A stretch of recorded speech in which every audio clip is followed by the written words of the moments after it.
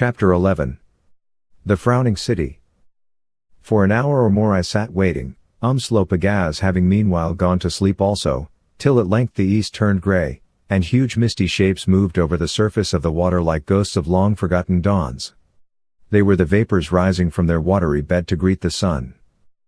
Then the grey turned to primrose, and the primrose grew to red. Next, glorious bars of light sprang up across the eastern sky, and through them the radiant messengers of the dawn came speeding upon their arrowy way, scattering the ghostly vapours and awaking the mountains with a kiss, as they flew from range to range and longitude to longitude. Another moment, and the golden gates were open and the sun himself came forth as a bridegroom from his chamber, with pomp and glory and a flashing as of 10,000,000 spears, and embraced the night and covered her with brightness, and it was day. But as yet I could see nothing save the beautiful blue sky above, for over the water was a thick layer of mist exactly as though the whole surface had been covered with billows of cotton wool. By degrees, however, the sun sucked up the mists, and then I saw that we were afloat upon a glorious sheet of blue water of which I could not make out the shore.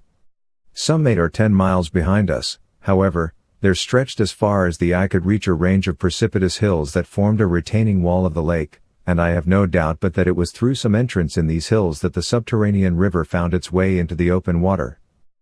Indeed, I afterwards ascertained this to be the fact, and it will be some indication of the extraordinary strength and directness of the current of the mysterious river that the canoe, even at this distance, was still answering to it.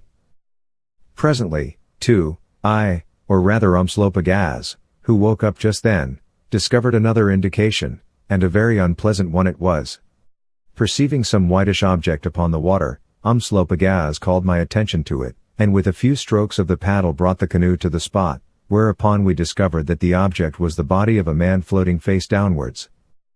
This was bad enough, but imagine my horror when Umslopogaas having turned him onto his back with the paddle, we recognized in the sunken features the lineaments of, whom do you suppose?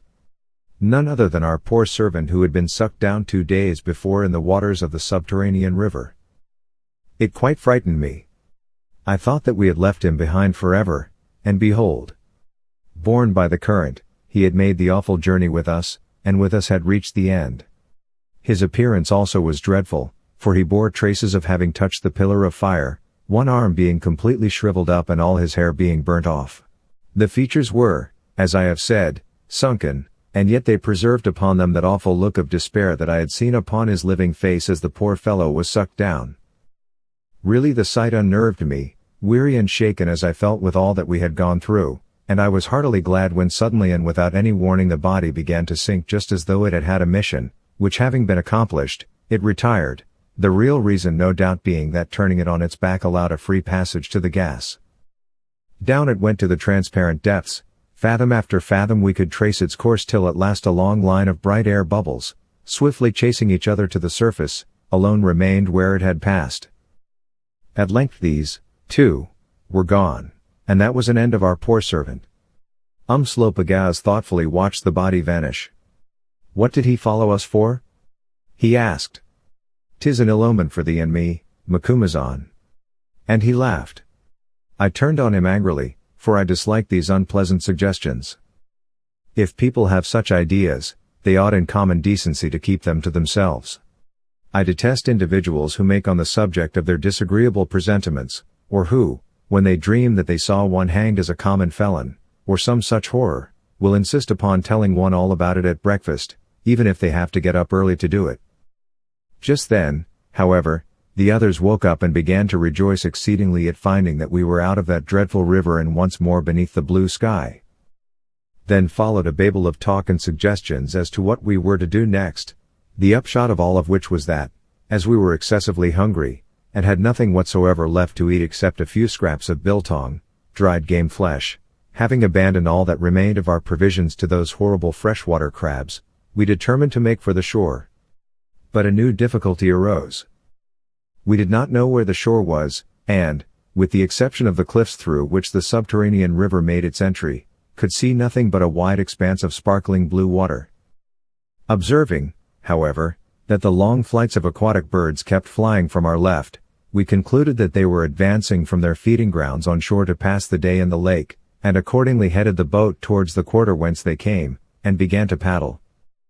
Before long, however, a stiffish breeze sprang up, blowing directly in the direction we wanted, so we improvised a sail with a blanket and the pole, which took us along merrily. This done, we devoured the remnants of our biltong, washed down with the sweet lake water, and then lit our pipes and awaited whatever might turn up. When we had been sailing for an hour, Good, who was searching the horizon with the spyglass, suddenly announced joyfully that he saw land, and pointed out that, from the change in the color of the water, he thought we must be approaching the mouth of a river.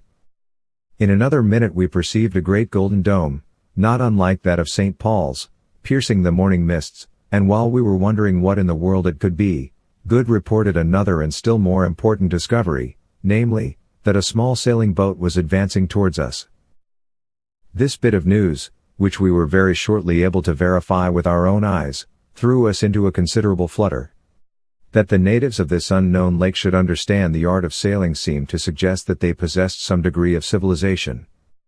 In a few more minutes it became evident that the occupant or occupants of the advancing boat had made us out. For a moment or two she hung in the wind as though in doubt, and then came tacking towards us with great swiftness.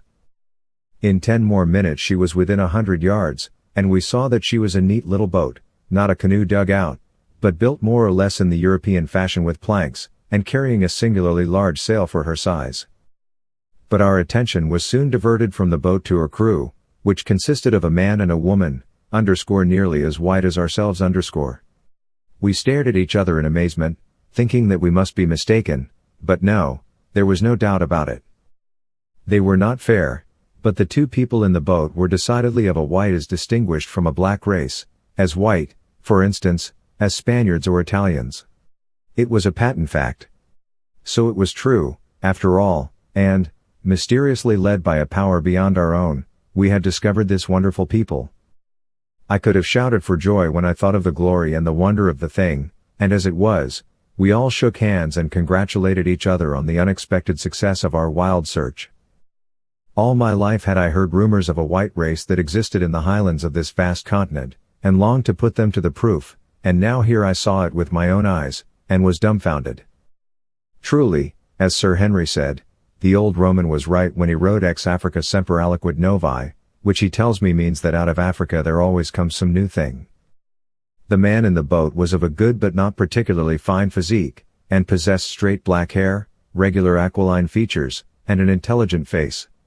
He was dressed in a brown cloth garment, something like a flannel shirt without the sleeves, and in an unmistakable kilt of the same material. The legs and feet were bare. Round the right arm and left leg he wore thick rings of yellow metal that I judged to be gold. The woman had a sweet face, wild and shy, with large eyes and curling brown hair. Her dress was made of the same material as the man's, and consisted, as we afterwards discovered, first of a linen undergarment that hung down to her knee, and then of a single long strip of cloth, about 4 feet wide by 15 long, which was wound round the body in graceful folds and finally flung over the left shoulder so that the end, which was dyed blue or purple or some other color, according to the social standing of the wearer, hung down in front, the right arm and breast being, however, left quite bare. A more becoming dress, especially when, as in the present case, the wearer was young and pretty, it is quite impossible to conceive. Good, who has an eye for such things, was greatly struck with it, and so indeed was I. It was so simple and yet so effective. Meanwhile, if we had been astonished at the appearance of the man and woman, it was clear that they were far more astonished at us. As for the man, he appeared to be overcome with fear and wonder, and for a while hovered round our canoe, but would not approach. At last, however, he came within hailing distance, and called to us in a language that sounded soft and pleasing enough, but of which we could not understand one word. So we hailed back in English, French, Latin, Greek, German, Zulu, Dutch, Sisutu, Kukuana, and a few other native dialects that I am acquainted with, but our visitor did not understand any of these tongues. Indeed, they appeared to bewilder him. As for the lady, she was busily employed in taking stock of us, and Good was returning the compliment by staring at her hard through his eyeglass, a proceeding that she seemed rather to enjoy than otherwise. At length, the man, being unable to make anything of us, suddenly turned his boat round and began to head off for the shore, his little boat skimming away before the wind like a swallow. As she passed across our bows, the man turned to attend to the large sail, and Good promptly took the opportunity to kiss his hand to the young lady. I was horrified at this proceeding, both on general grounds and because I feared that she might take offense, but to my delight she did not, for, first glancing round and seeing that her husband, or brother, or whoever he was engaged, she promptly kissed hers back. "Ah," said I. "It seems that we have at last found a language that the people of this country understand." "In which case," said Sir Henry, "Good will prove an invaluable interpreter." I frowned, for I do not approve of Good's frivolities, and he knows it, and I turned the conversation to more serious subjects. "It is very clear to me," I said, "that the man will be back before long with a host of his fellows, so we had best make up our minds as to how we are going to receive them." "The question is, how will they receive us?" said Sir Henry. As for Good, he made no remark, but began to extract a small square tin case that had accompanied us in all our wanderings from under a pile of baggage. Now we had often remonstrated with Good about this tin case, inasmuch as it had been an awkward thing to carry, and he had never given any very explicit account as to its contents, but he had insisted on keeping it, saying mysteriously that it might come in very useful one day. "What on earth are you going to do, Good?" asked Sir Henry. "Oh, why dress, of course. You don't expect me to appear in a new country in these things, do you?" And he pointed to his soiled and worn garments, which were, however, like all Good's things, very tidy, and with every tear neatly mended.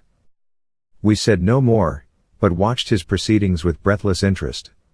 His first step was to get Alphonse, who was thoroughly competent in such matters, to trim his hair and beard in the most approved fashion. I think that if he had had some hot water and a cake of soap at hand he would have shaved off the latter, but he had not. This done, he suggested that we should lower the sail of the canoe and all take a bath, which we did, greatly to the horror and astonishment of Alphonse, who lifted his hands and ejaculated that these English were indeed a wonderful people.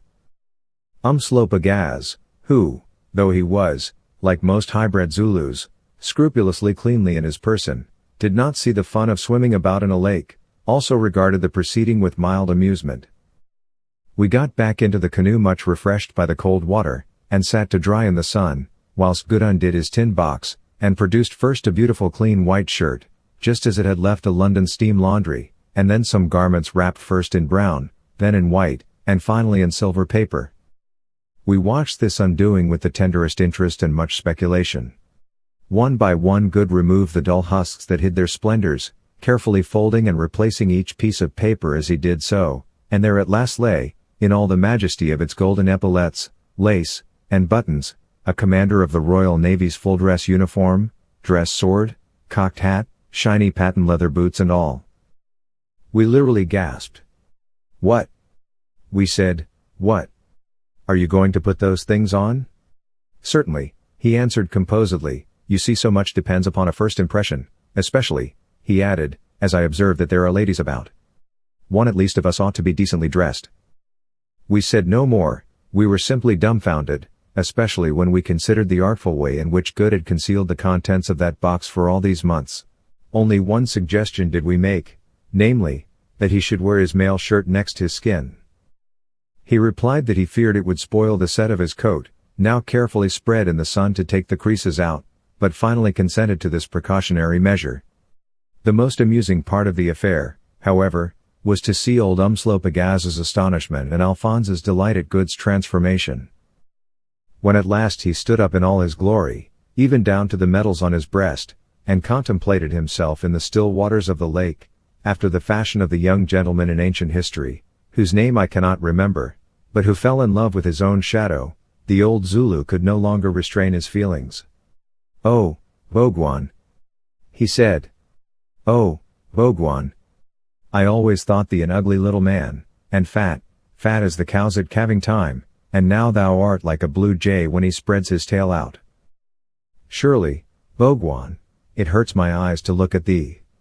Good did not much like this allusion to his fat, which, to tell the truth, was not very well deserved, for hard exercise had brought him down 3 inches, but on the whole he was pleased at Umslopogaas's admiration. As for Alphonse, he was quite delighted. "Ah! But monsieur has the beautiful air, the air of the warrior. It is the ladies who will say so when we come to get ashore. Monsieur is complete, he puts me in mind of my heroic grand. Here we stopped Alphonse. As we gazed upon the beauties thus revealed by good, a spirit of emulation filled our breasts, and we set to work to get ourselves up as well as we could.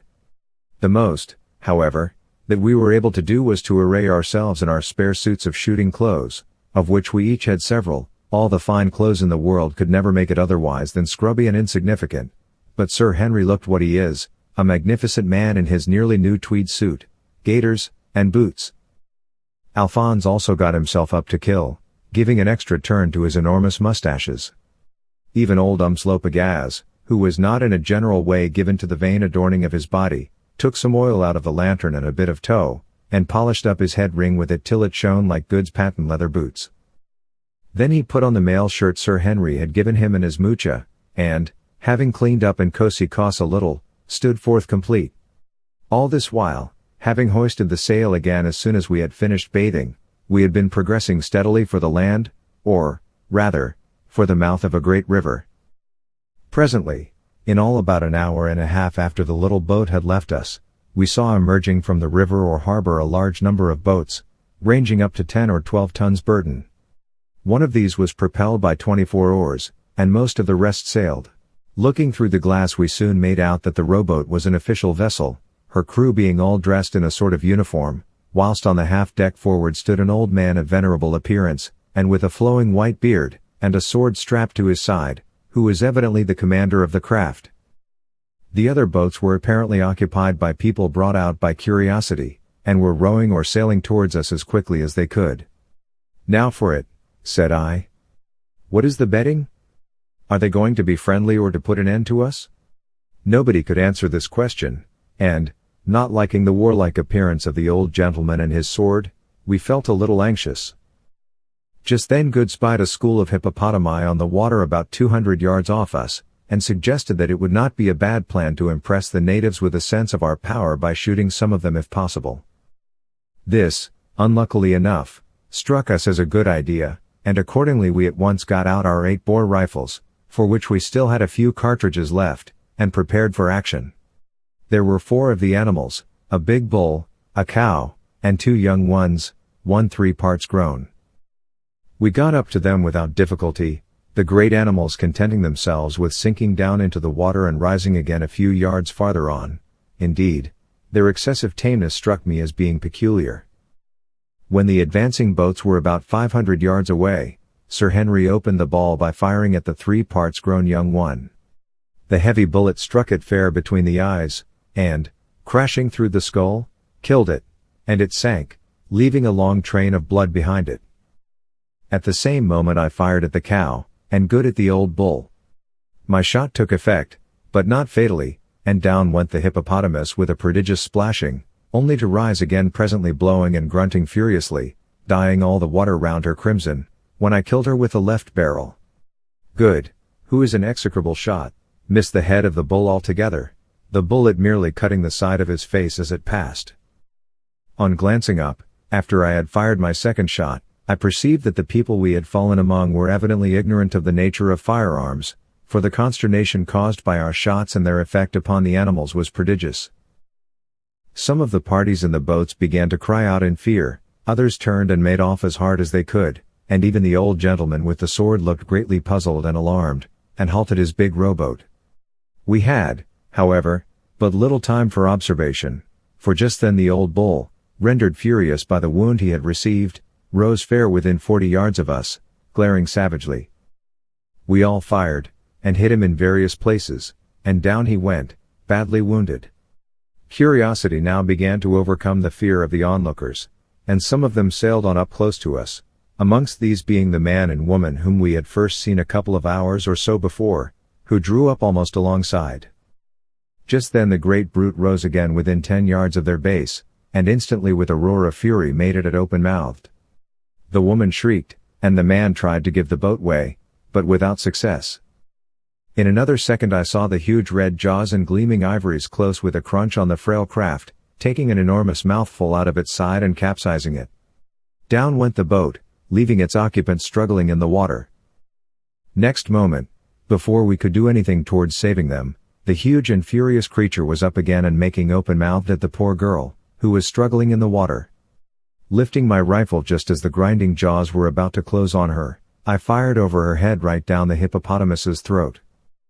Over he went, and commenced turning round and round, snorting, and blowing red streams of blood through his nostrils.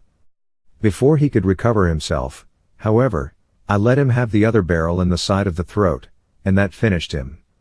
He never moved or struggled again, but instantly sank. Our next effort was directed towards saving the girl, the man having swum off towards another boat, and in this we were fortunately successful, pulling her into the canoe, amidst the shouts of the spectators, considerably exhausted and frightened, but otherwise unhurt. Meanwhile the boats had gathered together at a distance, and we could see that the occupants, who were evidently much frightened, were consulting what to do.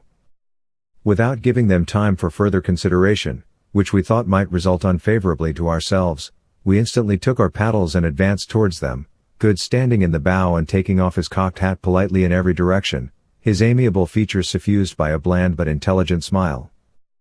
Most of the craft retreated as we advanced, but a few held their ground, while the big rowboat came on to meet us. Presently we were alongside, and I could see that our appearance, and especially Good's and Umslopogaas's, filled the venerable-looking commander with astonishment, not unmixed with awe. He was dressed after the same fashion as the man we first met, except that his shirt was not made of brown cloth, but of pure white linen hemmed with purple. The kilt, however, was identical, and so were the thick rings of gold around the arm and beneath the left knee. The rowers wore only a kilt, their bodies being naked to the waist.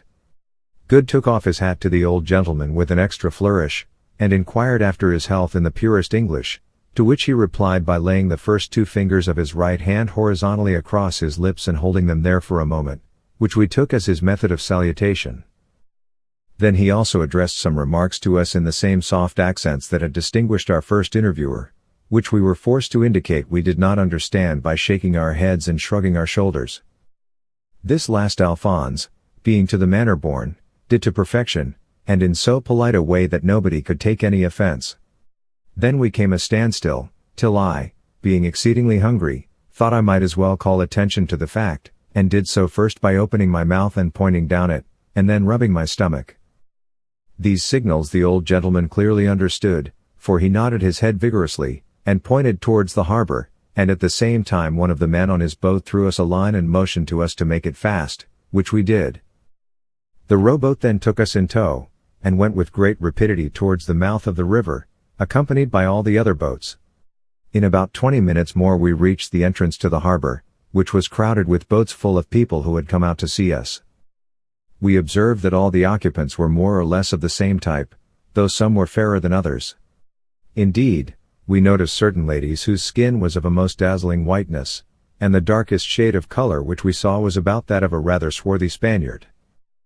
Presently the wide river gave a sweep, and when it did so an exclamation of astonishment and delight burst from our lips as we caught our first view of the place that we afterwards knew as Molossus, or the Frowning City, from me, which means city, and losus, a frown. At a distance of some 500 yards from the river's bank rose a sheer precipice of granite, 200 feet or so in height, which had no doubt once formed the bank itself, the intermediate space of land now utilized as docks and roadways having been gained by draining, and deepening and embanking the stream. On the brow of this precipice stood a great building of the same granite that formed the cliff, built on 3 sides of a square, the 4th side being open, save for a kind of battlement pierced at its base by a little door. This imposing place we afterwards discovered was the palace of the Queen, or rather of the Queens. At the back of the palace the town sloped gently upwards to a flashing building of white marble, crowned by the golden dome which we had already observed. The city was, with the exception of this one building, entirely built of red granite, and laid out in regular blocks with splendid roadways between. So far as we could see also the houses were all one-storied and detached, with gardens round them, which gave some relief to the eye wearied with the vista of red granite. At the back of the palace a road of extraordinary width stretched away up the hill for a distance of 1.5 miles or so, and appeared to terminate at an open space surrounding the gleaming building that crowned the hill.